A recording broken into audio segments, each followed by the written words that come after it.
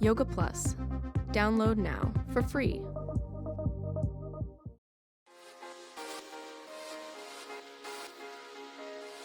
Hey, welcome. It's Julia, and I am so glad that you're here today. Today we're going to do one of my favorite poses, wheel. But I know for a lot of people, wheel is not their favorite, or they just want to know, what can I do to get a little deeper in my back bend?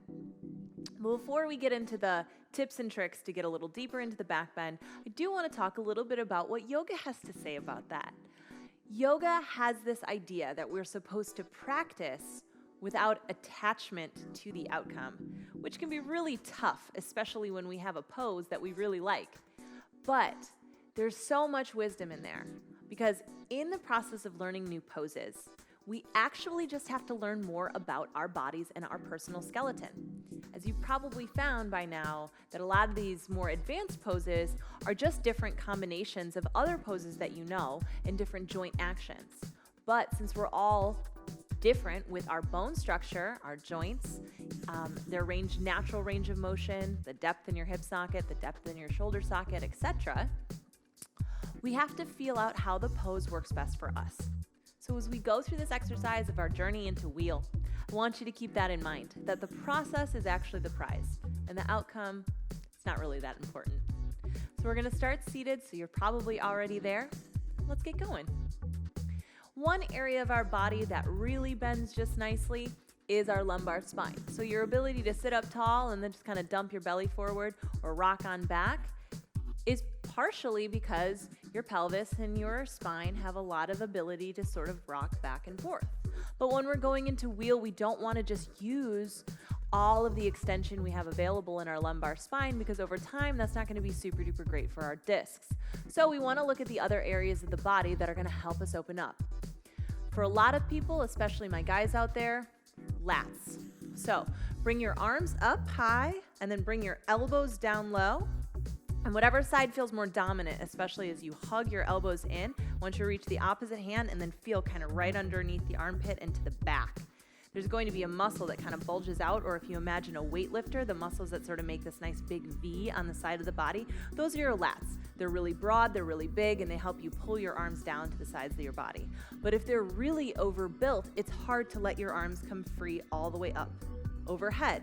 So we're just gonna spend a couple of moments loosening up the shoulders, lifting up and down. We're working with dynamic movement, which means full range of motion with relative continuous motion to find opening as opposed to holding a stretch. Let's take 2 or 3 more. Great. Another area of the body that doesn't give us a ton of play, but we need to access it in wheel, is our ability to go to whatever range we have in our upper body. So if you're somebody who's at the computer a lot, the ability to roll your shoulders back and open your chest is probably a little bit inhibited. Most of us are there. So I want you to go into that natural hunch, bring your elbows in front of your body, and then take them out to a cactus and squeeze your shoulder blades together. So let's just see this from the back. This is where most of us are. This is where we kind of want to be, to start to train the muscles in the middle of the back to pull the shoulder blades together and down so that we can open up our chest.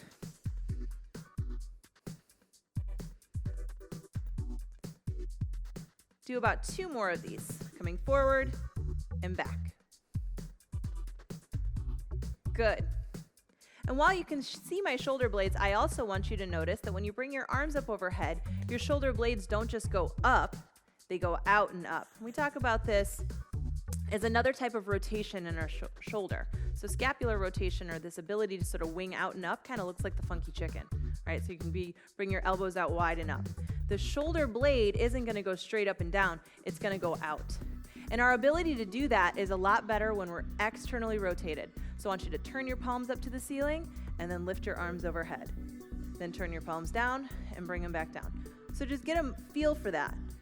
As you bring your arms up overhead, your shoulders aren't coming way up by your ears. Instead, your shoulder blade is coming out to the side. So when you can feel that in your own body, you might notice that there is naturally a place where you stop. So if you're a little bound up in the shoulders and you naturally stop way out here, then your wheel hand placement is probably always going to be a little bit wider, or you're going to have to bend your elbows because that's just the structure you're working with. There's no need to fight it, and don't worry too much about taking it to look like any yoga book. Instead, listen to your shoulder and find out when you're at your end range, and if at that point that means that you need to move your hands a little wider or narrower or bend your elbow, totally fine. Great. So from a seated position, it can either be kneeling or crisscross yoga sauce. I want you to take your left hand down, reach your right arm up, and then take your hand behind your head and lean your head back. You're gonna get a really deep stretch for the center of your armpit. You're gonna get a little bit into the serratus anterior, and you're gonna lot into the lat. Lean over to the side. Breathe big into the right side body, and then with your hand, kind of feel like you're picking up your skull. Lift your neck nice and long and send your head up and back. Good, let's take the other side. Fingertips come to the floor, lift up and over with your left arm, and then take your hand to cradle the back of your head. Instead of taking your elbow out wide, which is going to cause a pinch in your shoulder, I want you to bring your elbow more out on a diagonal so you can see your elbow in your peripheral vision. Then scoop up the back of your skull and lean your head back. Really nice. Come on up through the center. One more position from seated. Reach your arms up overhead, and we'll take eagle. Swing your right arm underneath your left, binding at the elbows, and then optional bind at the wrist. Lift your elbows up and forward. So that's going to actually do shoulder protraction, pulling it forward. Our shoulder blades are incredibly mobile, and one of the reasons that they are, especially in comparison to your hips, is that we need our arms to be able to grab things in front of us, out to the side of us, and behind us. We need to be able to lift and pull ourselves up, so we need a lot more movement availability in our arms. And since our arms are not typically holding us up unless you're walking around in handstand all day, it's okay that our shoulder is a little more mobile. Take the arms, swing them down, lift them up, and cross on the other side. This time, left elbow underneath the right, optional bind at the wrists. Bring your elbows forward, the shoulder blades will come out. That's totally fine.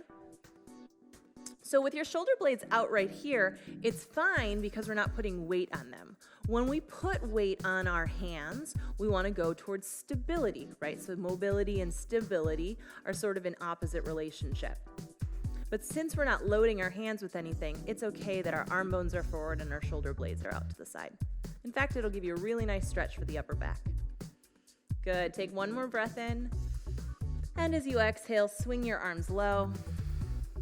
And we're gonna move back into downward facing dog. So this is where our stability really comes into play. Start in your tabletop, allow the arm to come straight up. You're finding a nice stable base. Your shoulder blades aren't winging. You're also not just doming your back. You're nice and strong, and your collarbones are wide. From there, tuck your toes, lift your hips up and back. Start with a shorter dog today because we're going to spend a little more time in the upper body, and we don't want to have to worry so much about our legs. So bend the knees. We'll get into the legs in a little bit. Press into your hands and really push the earth away. So you might notice here your shoulders do shrug up by your ears. Let that action happen for a moment. Then spin the biceps in towards your ears. So actually that rotation is very similar to what we found when we were seated on the ground and lifting our arms up overhead. And then widen your collarbones, and you're going to notice that you have this really stable but also mobile relationship in your shoulder. If anything feels locked out or overly tense, you can soften your elbows. You can also take your hands a little bit wider. And if you're a guy watching at home or you're someone like me, you're a woman that's got broader shoulders, sometimes we find more comfort if our hands are in the outer shoulder width distance instead of too narrow. So you can always work with your hand placement in down dog, and that's going to give you a lot of clues as where your hands are going to feel best in your wheel pose.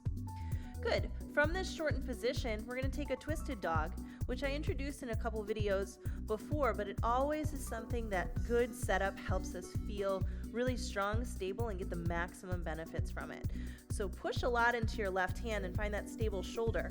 That'll allow you to free up your right hand and then rotate.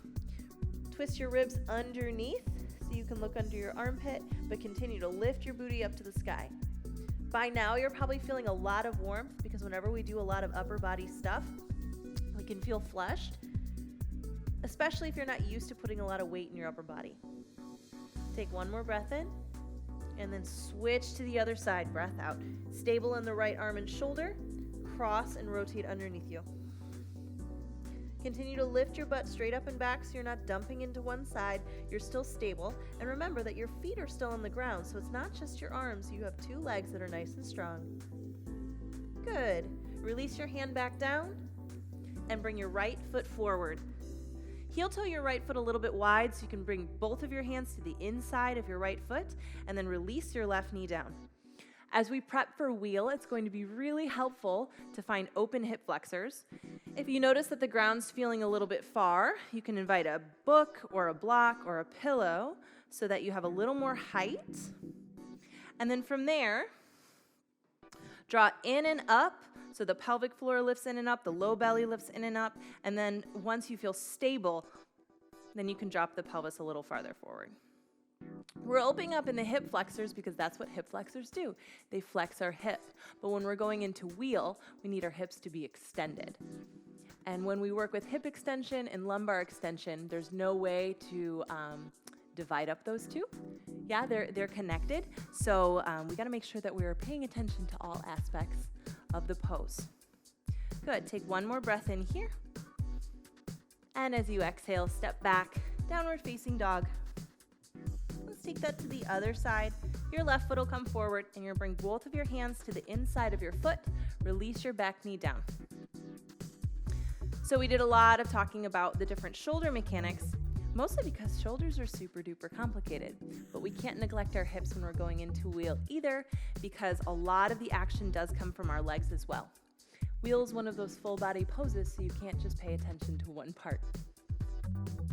But what we are doing today is we are paying attention to some of the aspects that you might not expect. Maybe you think you just can't get into wheel because your back's not bendy, but it could be because your hip flexors are tight or you don't have a lot of control in the range of motion in your shoulders. Or maybe you just don't know.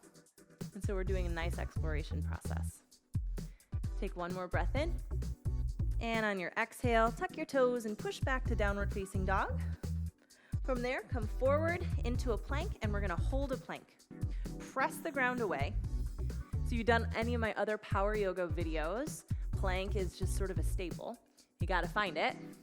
But it's also a great way to find that shoulder stability that we're looking for, as well as some core strength. Draw the belly in and up, and from there, lengthen your chest forward. So you're gonna start to notice the relationship with a strong core and a long spine. And since wheel, we're moving into spinal extension, we wanna make sure that we have the core support to make space between each of our discs so that we're not dumping or crunching in our spine. Take one more breath in, and then lower all the way down, breath out. Great job. Loop the shoulder heads back and relax the wrists for a moment. You'll already be in a low cobra if you just loop the shoulder heads back. Especially as you hug the shoulder blades together, you'll naturally start to lift the chest off the ground. From there, I want you to feel your lats a little bit. Press your hands down into the mat and then pull the heels of your hands back. As soon as you do that, you'll notice that the sides of your body fire on, and those are really important muscles for you. Then hug the shoulder blades together, and you're starting to feel the same muscles that we worked when we were seated, drawing our elbows in front of our chest and then wide, squeezing the shoulder blades together to the spine. Take one more breath in here, and then relax the forehead down. You can also make a little pillow with your hands. Good. Now tuck the toes. Let's focus on the lower back just a little bit. Tuck the toes. You'll notice that if you slightly engage the glutes, you don't have to squeeze them real tight, but you slightly engage them, you'll create some firmness and stability. Draw the low belly in, and then just lift your right heel up. You'll notice that your hamstring turns on a little bit, your glute turns on, and the muscles of your low back turn on. We need all of these for wheel. Place your leg back down and switch to the other side. Lift your left heel up. Press through the heel, but pull your toes back towards your kneecap. Continue to elevate the heel without letting it widen out. So if you notice you're taking a journey to the side, hug it back in. One more breath in and release it down. Nice work. Now, interlace your hands at your low back. Returning to the upper back, loop the shoulders up, down, and back. Squeeze the shoulder blades together and come into a little bound cobra. I'm keeping my toes tucked here just to continue to lengthen the low spine and emphasize the upper back. So as you're in this bound cobra, if the heels of your hands touch, great. If they don't, you can always leave the heels of your hands a little bit separate. And if you need more space between your hands, you can grab a towel or a strap. And I want you to just sort of bathe yourself in abundance of compassion, because binds are tough and we all have a different natural range of motion. So if binds are especially tough for you, it's totally fine. And a strap can be your best friend. Good. Take another breath here so you're really firming the upper back. Now I want you to start to lift your legs off the ground too. Imagine that you're sending your heels and the ball mounds of your feet farther away from your tailbone, but then activate your toes. So you're spreading your toes to the webbing, and that's going to give you a little more control as well. Take one more breath in. Good. And then release. Take your hands underneath your shoulders, press yourself up, and then back to a child's pose. And from this child's pose, lay your forehead down, seal your palms together, and then bending your elbows, take a variation on reverse namaste hands. So the thumbs come back to the nape of your neck. Walk your elbows in towards your head and forward. And the more you walk your elbows forward, the more you're going to feel the sides of the body stretch. Breathe wide into the side ribs. And what's really cool is we start to cultivate this awareness of where our breath is going in the body. We can start to release tension from the inside out. So if you are feeling tension in your lats and in the sides of your body, then breathe wide into the side rib cage by drawing the belly in, and when you fill your lungs, you fill them out. And as you fill outwards to the edges of the body, you'll start to feel some stretch sensation. Good. On your next breath in, come to tabletop, and then we'll take it down to our backs. We're going to start with our feet stamped on the ground. If you do have a block or a thick pillow, both can be really helpful as we come into bridge. So as we come into bridge, you're going to take your block, you're going to stick it inner thighs, and then you'll just find where that most powerful point is. If it's too close to your knees, it might hurt the inside edges of your knees. If it's too far up, we have other issues. So take it just right to the middle and press down through your feet. Lift your hips up, but only as high as you can see a nice diagonal line from your ribs to your hip points to your knees. So you're not going way up into your back bend. Here, we're just going to focus on the muscles that are going to help us in our legs. So engage the inner thighs.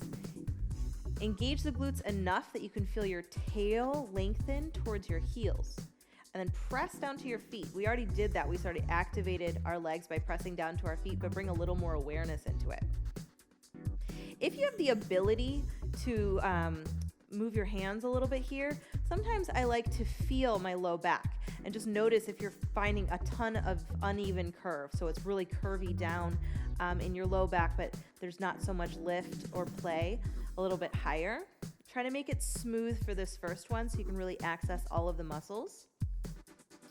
Take another breath in and then release it down. We're going to remove the block, but remember that sensation so that we're balancing the hug of the glutes, not tight squeeze, but a nice firm hug, and then an inner thigh. From there, we're going to notice what the lats do to help us with a little bit of back bend. Good. So take a breath in, reach your arms up overhead. As you breathe out, press into your feet and pump the elbows down by your sides. So you might notice that your chest got a little bit higher. So that's a really great engagement. And then release it, take the arms back overhead. We'll do that 2 more times. Press down, pump the elbows down. So you're keeping the elbows pretty tight into the frame of the body. Good, and then release. Last time, elbows down. Good, and then release. This time we're gonna keep the arms overhead. So you can either make a little halo around your head, or you can keep your arms straight, whatever's more comfortable. Maybe halfway in between those two is fine. And what this does is it ensures that you're not relying on your arms to stay lifted, but you have that sensation and muscle coordination from the upper body and the lower body. So press into your feet, lift your hips up, but find a similar sensation in your chest. So Now you can't really use your arms to help you along here. It's all about the legs and the spine. I want you to continue to draw the belly in. That's going to continue to protect the lumbar and transfer some of the load of this posture up into the thoracic spine so you're not just dumping. Really root through your feet. You can even imagine that you're trying to hug the mat a little bit with your feet, and that's going to activate more muscle. From there, fingertips are going to flip up by the heads of your shoulder. And perhaps this is where you start to experience an edge where you're like, I don't know if I can move on from here. If that's the case, let this be your arrival. Let this be the place that you land, and it's totally fine. Good. If you want to take it a little bit further, as you bring your hands up by the shoulders, I want you to examine whether or not the heels of your hands can touch the ground. And then also if you have a relative stacking relationship between the elbows and the wrists, the elbows and the shoulders. So if you notice that you have to go way out or your thumbs aren't quite secure to the mat, widen or narrow your hand placement until you find a nice grip. Good. Then lift back up into bridge and start to press some weight into your hands. Once you feel ready, you can untuck your chin and maybe you rest slightly and very lightly on the crown of your head, but I prefer you to keep all of the weight in your hands and in your feet. This is another great place for you to stop and just experience. If you want to move on, begin to press into your hands and straighten your elbows either a little or all the way. And this is going to be in direct relationship to how long your arms felt in downward facing dog and how high you can lift your arms overhead before you have to shrug your shoulders or compensate in a different way. So if your elbows are a little bit bent, that's totally fine. Take another breath in your wheel, whatever it is today. And then as you exhale, roll yourself down, tuck your chin so that you can come all the way down and take a moment just bringing your knees together. This is a really sweet place to exit. It doesn't slingshot your low back. It just gives you a little bit of relief. So wheel can be really tricky, can also be a lot on your wrists, so roll your wrists out. Take a moment. Good. And then draw the soles of your feet together. Let your knees open up wide. Your arms can be nice and relaxed.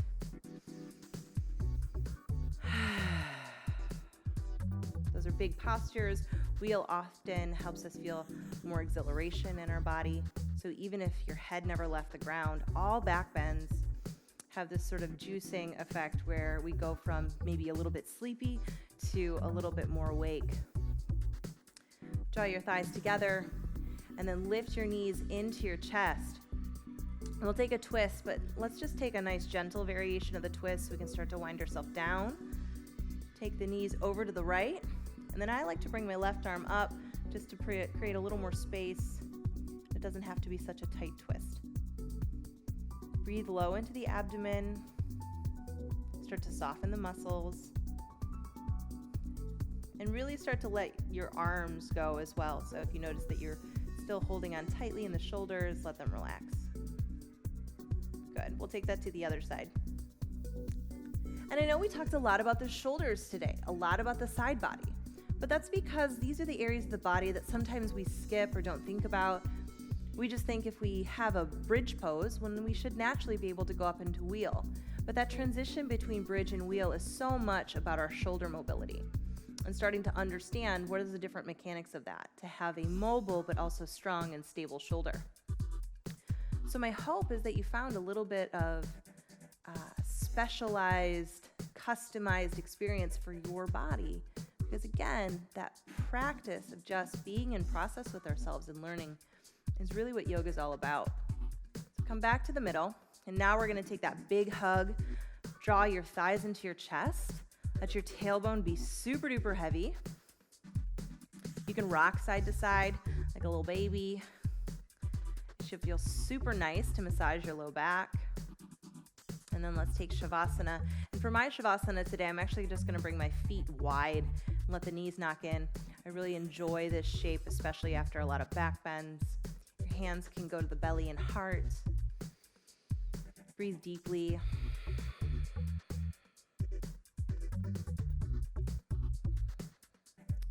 When we have different postures that we want to practice, returning to the postures pretty regularly is how we cultivate some stamina and some understanding around them. But also letting ourselves go a little bit and detach from whether or not a posture arrives or doesn't arrive is how we can also keep ourselves safe from repetitive motion injuries, safe from overdoing it or pushing ourselves beyond our edge. So it's just sort of like a little teeter-totter or a little scales that we always have to pay attention to. We want to be thriving, not necessarily striving. So let all of the work you've done up to this point just sort of melt off your skin into your yoga mat. Creases between your eyebrows start to smooth, and let your jaw get heavy. Your tongue can go wide and unclick from the roof of your mouth so that your mouth is soft. Your breath can be full.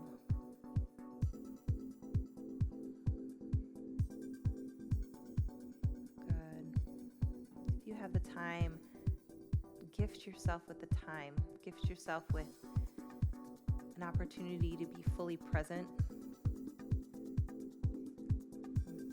If you need to move on, do so slowly, just kind of awakening yourself out of these shapes into a more conscious alertness. Just roll to your side, come on up to a seat. Bring your hands to your heart, let your eyes stay closed for a moment.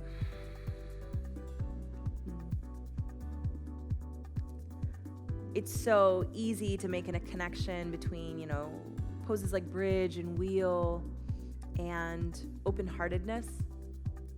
Open-heartedness requires bravery, courage, a willingness to try, a ton of compassion if we feel like we failed.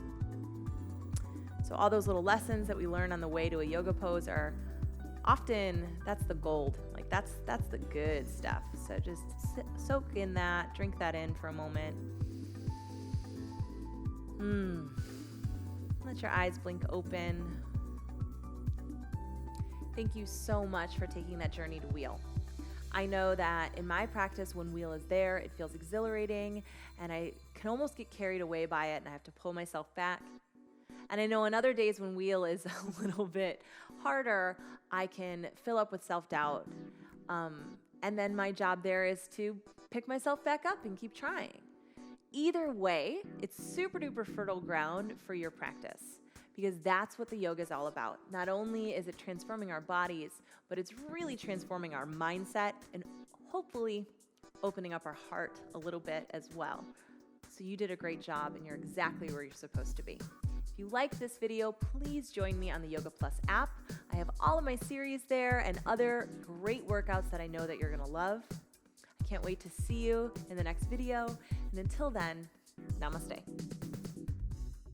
Hey, it's Julia, and welcome to my 30-day Yoga for Weight Loss program. I've designed this program to help you live more optimally. In addition to 30 days of yoga, you will find bonus tips and homework assignments at the end of each video to help you stay on track. You did it! In fact, we've created a really balanced program. This means you are going to be addressing all aspects of your well-being, from your physicality all the way to how are you feeling mentally and emotionally throughout the entire 30 days. We're starting right here from the ground on up to build a practice that you can sustain day in, day out for your whole life. But let's just start with 30 days. I can't wait to get started with you, and I'll see you on your mat. Available now on Amazon and on wellnessplus.tv.